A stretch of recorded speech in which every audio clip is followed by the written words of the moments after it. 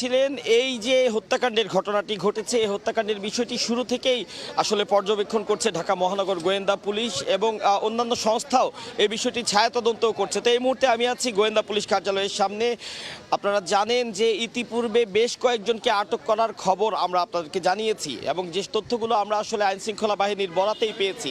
তা আমি বলতে চাই যে মূল যে হত্যাকাণ্ডের ঘটনাটি ঘটেছিল, আমরা বিভিন্ন তথ্য থেকে যা জেনেছি যে মোট 6 জন হত্যাকাণ্ডের যে মিশন, সেই মিশনটিতে অংশ নিয়েছিলেন, যাদের মধ্যে 3 জনকে গতকালকে আটক করেছে আইন শৃঙ্খলা বাহিনী।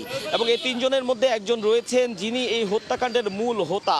অর্থাৎ এটি কিন্তু একটি কন্ট্রাক্ট কিলিং ছিল। একজন ব্যক্তি একটি কন্ট্রাক্ট দিয়েছিলেন কোনো একজন ব্যক্তিকে, আনোয়ারুল আজিমকে হত্যা করতে। তো যে ব্যক্তি কন্ট্রাক্ট দিয়েছিলেন, আমরা এখনো পর্যন্ত যতটুকু জানতে পেরেছি, তিনি তার এক সময়কার ব্যবসায়িক পার্টনার, তার বন্ধু, তার নাম আখতারুজ্জামান শাহিন।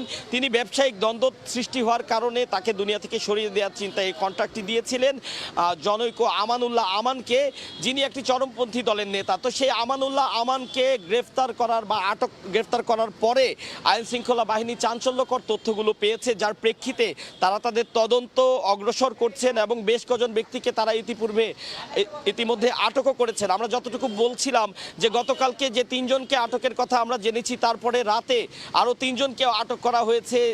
যদিও এই বিষয়টি এখনো পর্যন্ত আমাদেরকে কোনো সংবাদ সম্মেলন করে জানানো হয়নি আইন শৃঙ্খলা বাহিনীর পক্ষ থেকে। সেটির জন্যই আমরা বর্তমানে আইন শৃঙ্খলা বাহিনীর যে তাদের বক্তব্য জানার জন্য বর্তমানে ডিবি কার্যালয়ে অবস্থান করছি। এবং যতটুকু আমরা জানতে পেরেছি যে কিছু সময়ের মধ্যে গোয়েন্দা পুলিশ প্রধান হারুনুর রশিদ তিনি এই অফিসে আসবেন।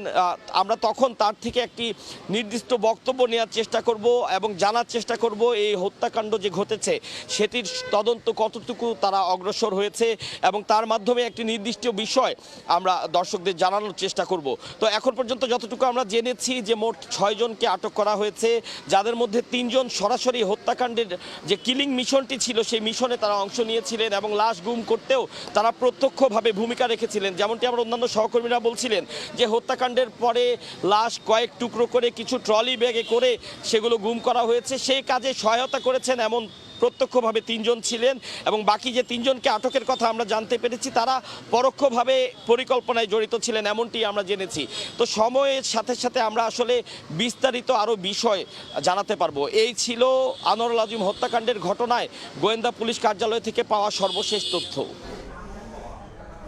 সরাসরি যুক্ত ছিলাম রাজধানীর মিন্টো রোড ও ঝিনাইদহে।